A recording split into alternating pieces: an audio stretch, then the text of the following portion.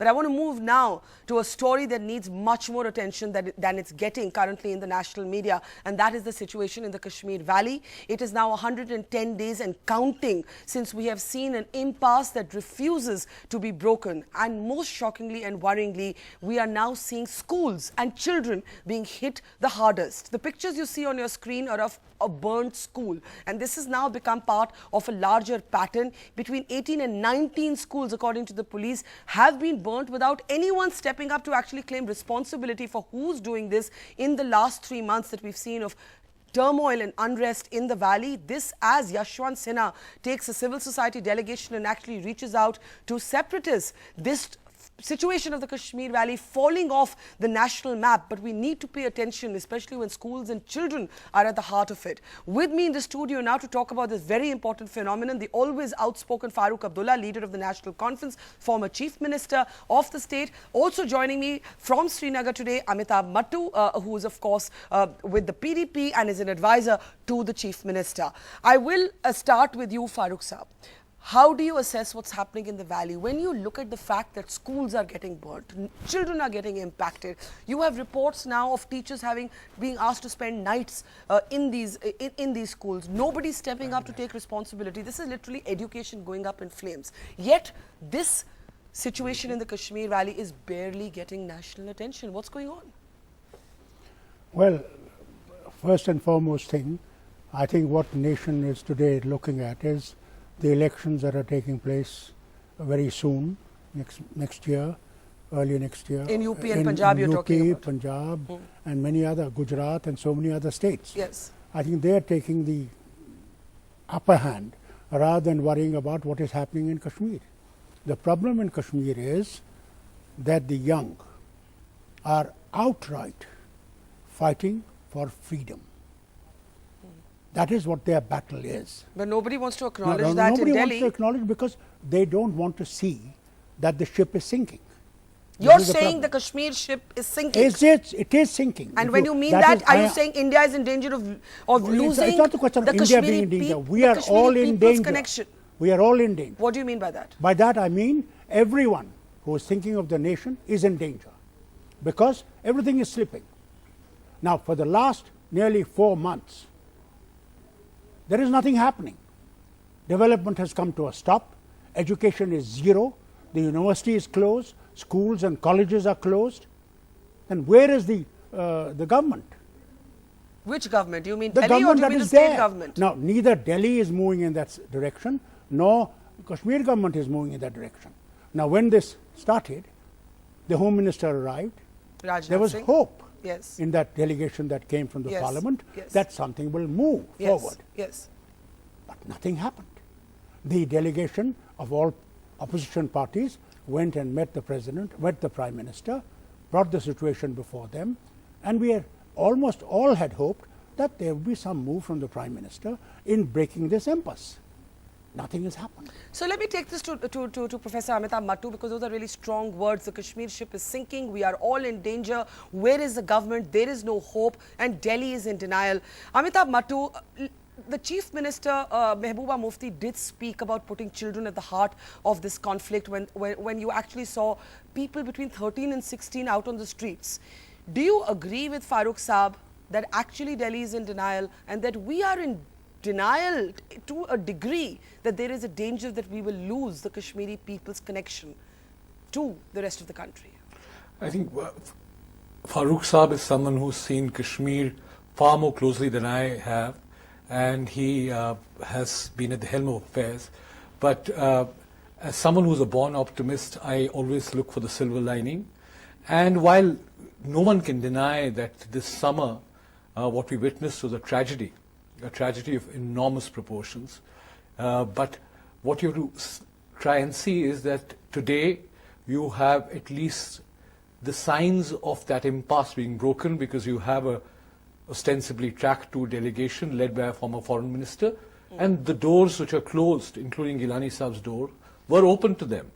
So, and finally, and Farooq Saab, I'm sure will agree with this, that there is no way out other than dialogue. If education and our children suffer, all those who have a vested interest in continuing this conflict are responsible. After all, let's remember that in every religion, education is put at a premium. The first commandment to the Holy Prophet of Islam by Allah himself was Iqra, read. In the Rig Veda, you have Tamsoma Jyotirgamya, lead me from darkness to light. So anyone who's burning schools, depriving children of education, cannot be a friend of Kashmir. Cannot be a friend of burning these the schools, Kashmiri people. Amitabh? Who is burning these schools? No one is officially taking ownership of this. Who is behind this? Are these militants? Are these who's doing this? And how do you respond? You Look, said, yeah, okay, answer that first, then I'll ask you my next question. Yeah, who's doing this? Yeah, I can't second guess an investigation, and anything that I might say here right now to you, given my official position, is subject to creating a controversy. But I am told by the police that they're investigating, they're trying to find a pattern. But as I said, anyone who is a friend of Kashmir, whether you want Azadi or whether you want the status quo or whether you believe in the idea of India, no one can be a friend of Kashmir if you are burning schools and depriving children of education. But Professor Mattoo, you said a window has opened with Yashwant, Sinha meeting Gilani, but the BJP has totally disassociated itself from that initiative. He said he's gone on his own initiative, he doesn't represent us. What I want to ask you is there not a deep ideological dissonance in the alliance? We have seen after Uri and the surgical strikes, a complete cold freeze with Pakistan. Your agenda of agreement talks about an outreach with Pakistan. We have seen the BJP saying we don't want to touch the separatists, we will not initiate any dialogue. Your alliance agreement talks about an outreach with the Hurriyat. We have a ratcheted up political discourse around nationalism, where anyone who even talks about peace in Kashmir today or looking for track to solutions is called an anti-national by many BJP supporters. Isn't the alliance becoming part of the problem, sir? Can I just respond to this? There's always posturing in public life, as I've learned as a rookie in public life, that there is often posturing and there's deniability. A former external affairs minister comes and meets Mr. Gilani and other separatist leaders, and the BJP distances itself formally. Yeah. I have doubts about that. You're saying the BJP endorsed this initiative? Are you saying it is your information that the BJP I did not say Yashwant that. Sinha I did not say that. I said in public life you have to maintain a posture for your constituency, even while you might do things that you could distance yourself from or disconnect yourself from if they turn out wrong. Okay. But the more substantial question that you asked about the agenda for alliance, yes. Mufti Saab made this giant leap of faith. The fact of the matter remains that in Jammu, you had the BJP virtually sweeping the election. He believed that what you need in Jammu and Kashmir and then beyond is reconciliation. And that reconciliation has to begin with Jammu and Kashmir trying to understand and engage with each other. Okay. The agenda of alliance, the Prime Minister himself has said, is something that he holds sacred. Yes. Now, if that is a sacred document, obviously we may differ over the sequencing of what should happen. Yes. But if the Prime Minister says it, I believe that. And on Pakistan, the fact of the matter remains that Prime Minister Modi, notwithstanding what the opposition might think of him, did try to make that opening by first inviting Nawaz Sharif for his swearing in and then visiting him on his birthday and his daughter's marriage. Right. How many Prime Ministers would do that? Not that I would endorse everything that is being done, yes, but I'd say that there was this opening there. Okay. Farooq Abdullah, let's bring you in. When you say where is the government, what is it that you want the government both in Delhi and Srinagar to do that hasn't been done? Because let me answer this question first. As you also brought up with Professor Mattoo, the agenda for the alliance. Yes. First of all, I'd like to tell him that when that party went for election, they said to their people for their votes that we want to keep BJP out. It's on that basis that they got the vote. One of the tragedies of that state today is that most of the people feel that they have been betrayed. That is one point.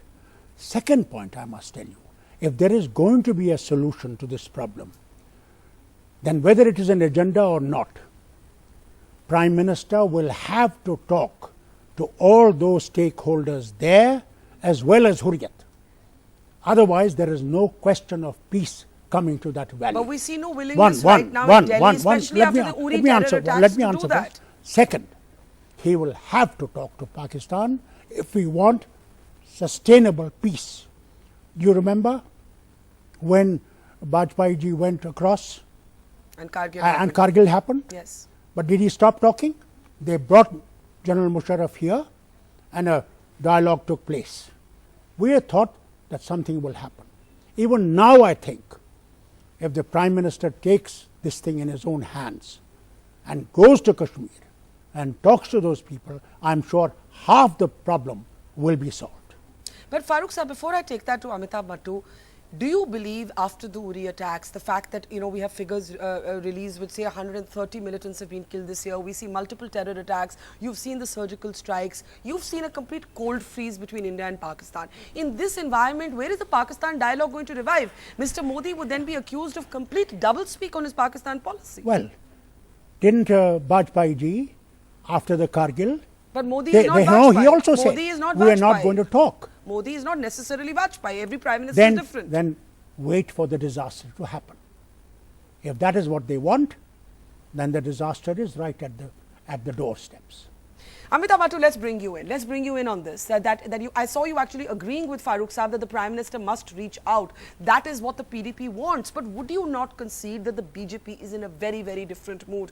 They're not even willing to bless the Yashwant Sinha initiative. At the moment, nationalism is very much a political slogan of the BJP. That's how I would see it.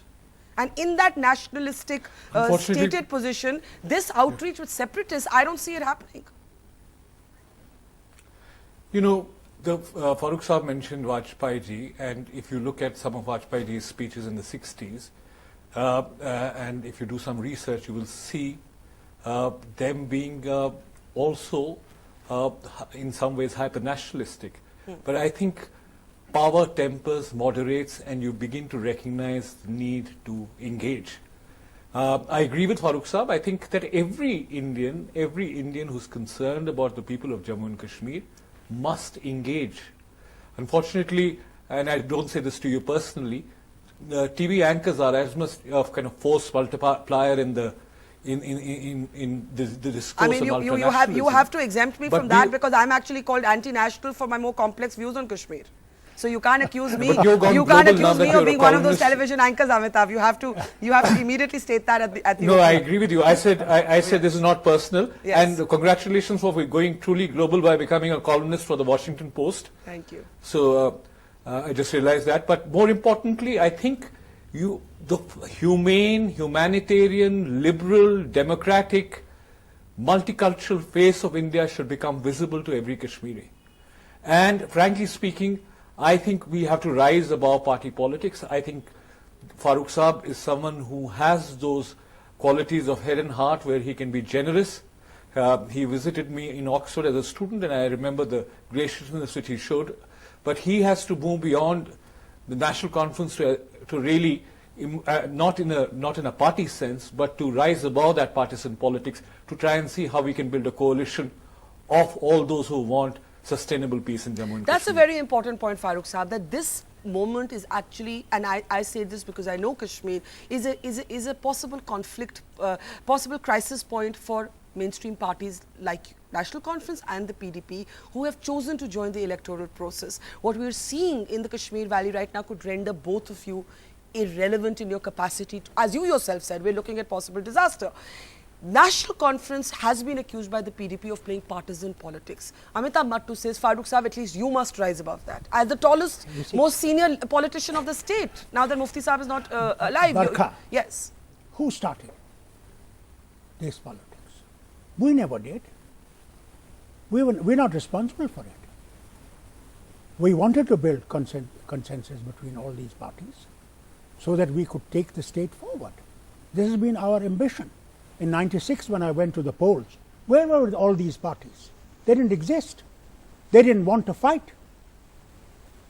But there is a piece of poetry. Akela chala tha main मैदान में, लोग आते गए, कारवां बनता गया.